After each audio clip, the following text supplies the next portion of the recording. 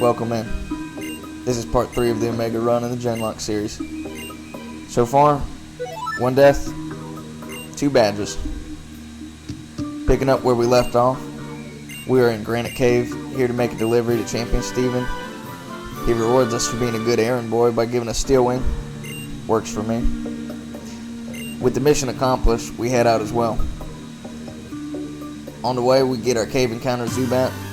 I'm a huge fan of the Elder Scrolls series, so Babette the Zubat gets her name from a vampire in Skyrim that you can find in the Dark Brotherhood. While we are still here in Dewford, I decided to break in the new to us Old Rod, and we get a fish named Sue.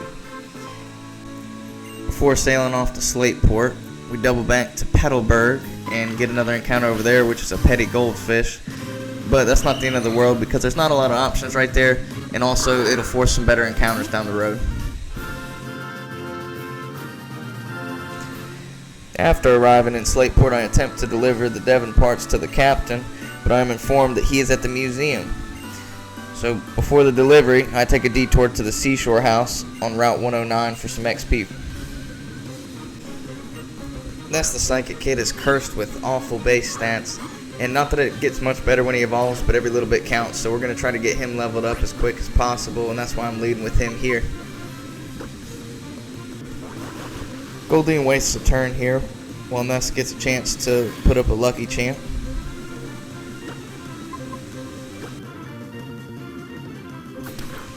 Oh, and he survives what would have been a critical hit. How do I know it would have crit? I don't, but it's my story, and I can tell how I want.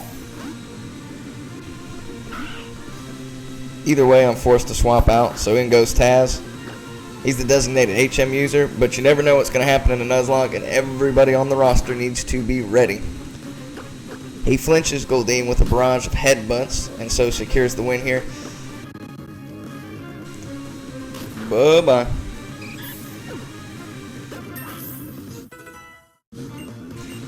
After a few more level ups, the other fights in the Seashore House go smoothly, so I head to the counter to collect my 6-pack of Vanilla Cokes, and I decide to storm the beaches next.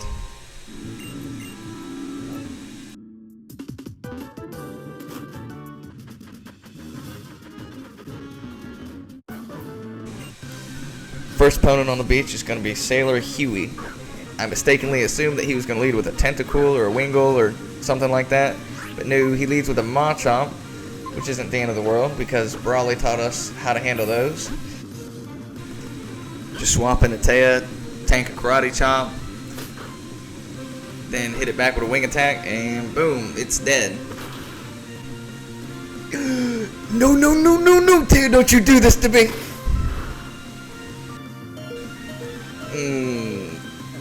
That was close. That was way too close. Ooh. Taya finished the job, but she flirted with death in the process.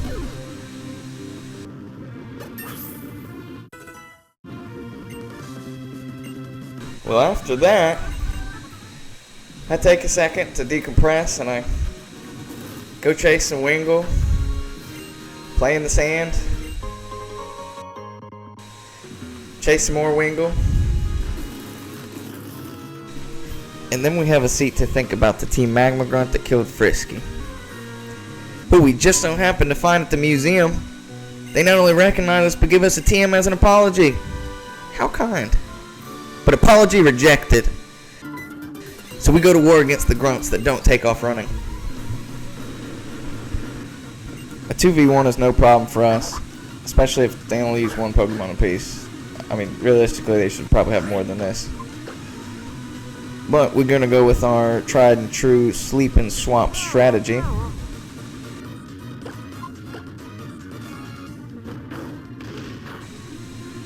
Yikes! Slack Queen takes a lot of damage from that critical hit. If we weren't planning on swapping before, we sure are now.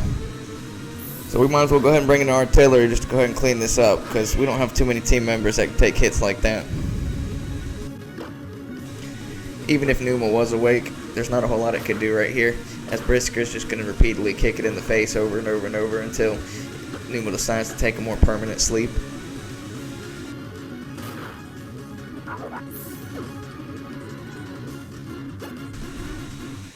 One grunt goes down and another one to go.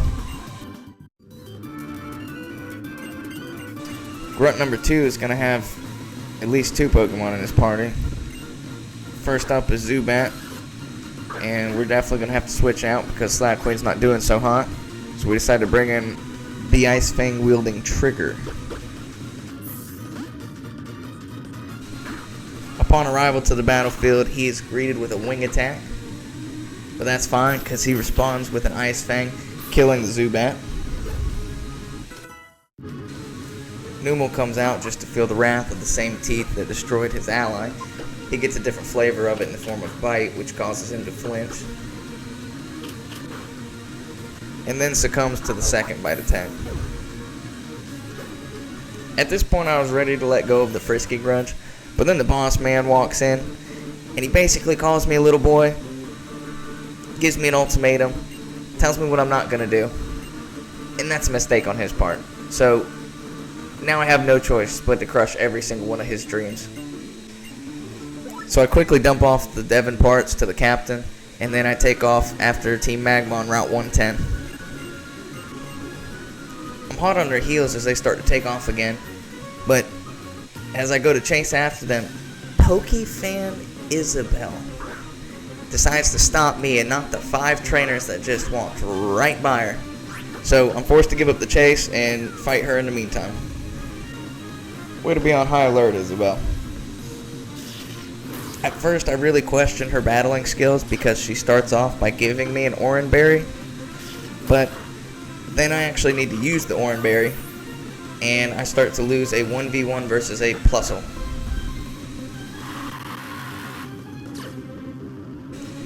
After a couple turns of trying to make something happen, Slackqueen gets off a little bit of damage and a speed drop, but eventually I'm forced to swap into Brissinger. As soon as he enters the battlefield, he takes a shot of Spark, which doesn't do a whole lot of damage, and then he gets to introduce Plus to the 2-for-1 special we're currently running on Spurs to Face. And that sets off a fury of level ups, which is a good reminder that I need to watch my level cap here, which is going to be 21, because we are quickly approaching that. Then Isabelle sends out Plusle's other half, Minun, and the 2-for-1 special is still alive, so he'll get a piece of that.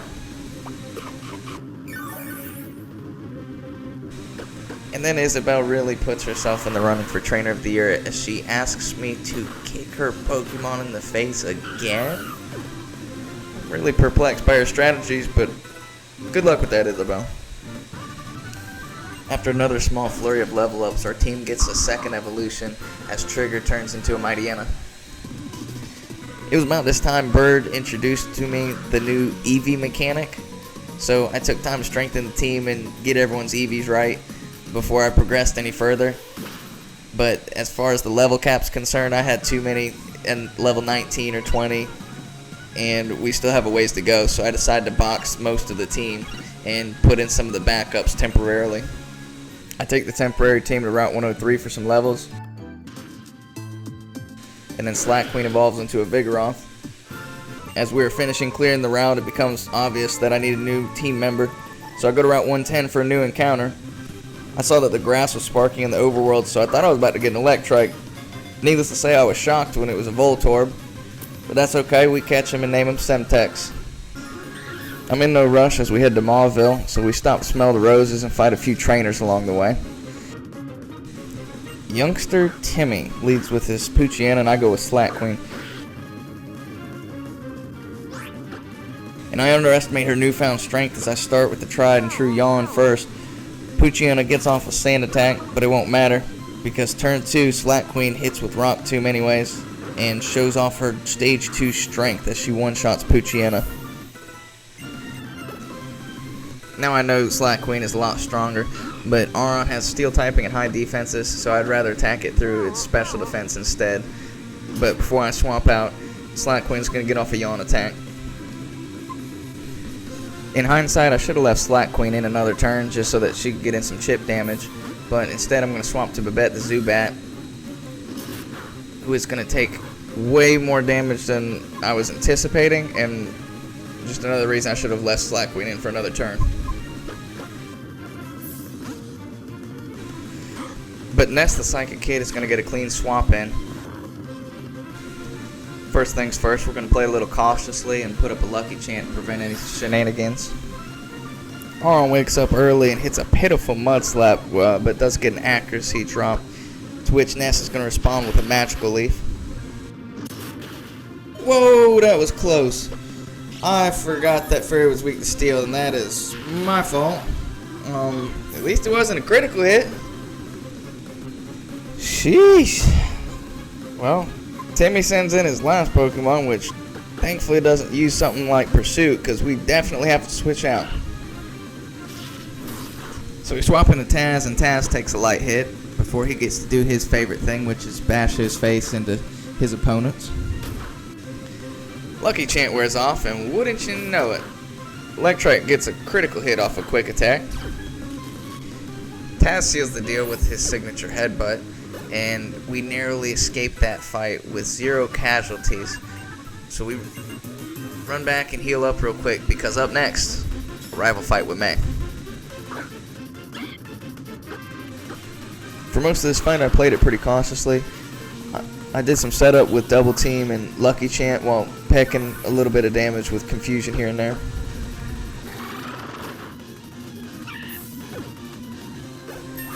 Due to Ness being so frail, he doesn't normally get more than one fight in a row. But since he's already set up a Double Team, I figure I'll set up a Lucky Chant and see how it goes from there against Slugma.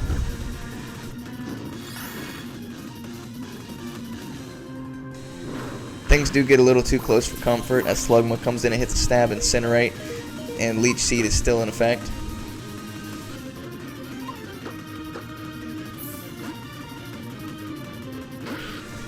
After making the obvious choice to switch out, I choose to go with the MVP of the fight, Slack Queen, who uses a combination of Rock Tomb, Yawn, and Slack Off until I get tired of missing with Rock Tomb too many times and trade that out for Feint Attack.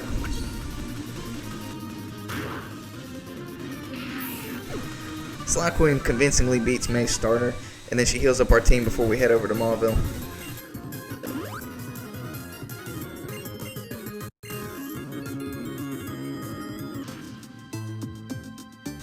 Oh, and on the way there, Taz the Headbutting Machine evolved. With the heavy hitters still in the PC until we can make it to Wattson due to the level cap, I'm going to need a Pokemon that can safely carry through the gym trainers. So Semtex gets prepared by leveling up on Cycling Road. And I gotta say, it was extremely nostalgic. Not in like a Pokemon way, more like a Beyblade, 2 spinning tops trying to knock each other out kind of way. I'm not gonna lie, I had a lot of fun with this part. After getting Semtex to a reasonable level, we head over to the Mauville gym where we're met with the speed bump known as Wally, which is hardly noteworthy because Semtex clears the way with just 2 charge beams.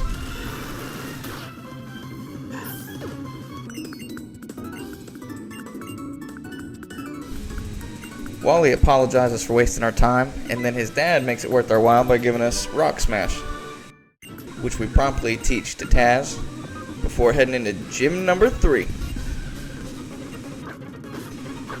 Having trained Semtex against all the electric types on Cycling Road, I was feeling pretty confident leading with him going into the gym here, but none of the trainers on Cycling Road used Volt Switch, and this is where my casual player tendencies start to show as I make a lot of misplays here. In hindsight, I'm kind of glad I've made these mistakes here, because if I'd have made them against Wattson, he would have made me pay for it a lot more than Guitarist Kirk ever could have. This is far from high-level gameplay right here. This is probably my sloppiest work so far on this run. But we're just going to keep swapping in different team members and dealing damage until somebody can get the job done. And in this battle, at least, that somebody is not going to be Kinsuchi, as she takes too much damage upon entry. So I'm forced to unleash Taz and just pretty much let him do what he does best. Taz has little to no issue smashing through the rest of Guitarist Kirk's team. Ness the Psychic Kid finally gets his Evo, woo woo, which I think that means that his title also evolves now from Ness the Psychic Kid to Ness the Psychic Teenager. Anyways, we go into our next gym trainer battle, which for us means more opportunities to make mistakes. Because I should have just spammed Disarming Voice and the battle would have been over. However, I waste turns trying to confuse Electrike, which he ends up dealing a good bit of damage before we're able to successfully do that. Which leads to us having to swap out.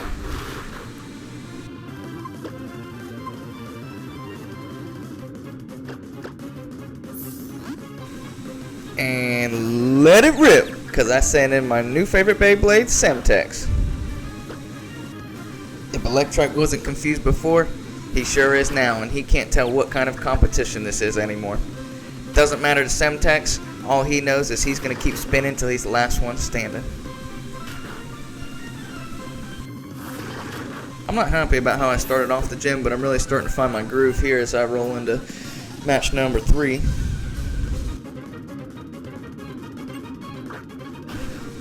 As tempted as I am to let it rip in this head-to-head Voltorb matchup, I decide not to.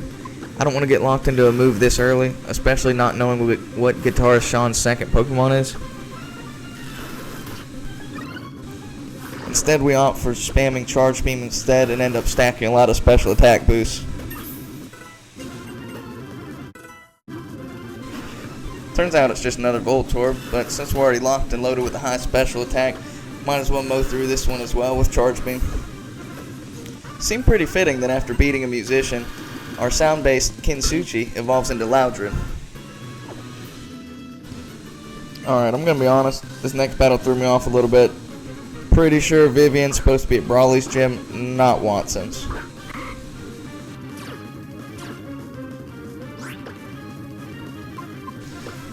But we do manage to get up a Lucky Champ before Meditite hits us with a Thunder Punch and we're forced to switch out.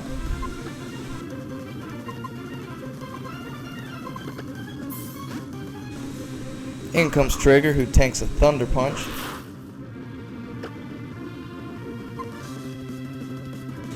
And then he gets to respond with an Ice Fang before taking yet another Thunder Punch. And we'll close out the fight with another Ice Fang. After sending Vivian back to Dewford, all we have left is Wattson, which means that while we're at the Poke Center healing up, we can stop by the PC and put the A-Team back together. Brissinger is my hard counter to Wattson's Magnemite and Magneton, but he's already level 21, and the way that we've been doing level caps so far is it applies to the end of the fight, so you can level up at the very end of the fight, but if you level up during the fight, past the level cap, or before, that counts against your score. So not wanting to get Brissinger involved too early, we lead off with Trigger. Hoping to either get a flinch or a freeze. We get neither when we use Ice Fang. And then Magnemite connects on a Thunder Wave. Trigger feels the immediate effects of that as he is unable to do anything while Magnemite Volt switches into Voltorb. Being the good boy that he is, Trigger fights through paralysis and outspeeds the Voltorb and hits a devastating Ice Fang. And for some reason Voltorb's going to charge. I don't know why, because he's not going to stay in battle very long one way or another. Works for me though. Now Trigger ends Voltorb's career with an Ice Fang, and he hits the level cap of 21. And then gets a redemption shot at Magnemite. And this go around he does freeze him. There won't be another opportunity this good to bring in Brissinger on a clean swap, so I capitalize by switching now.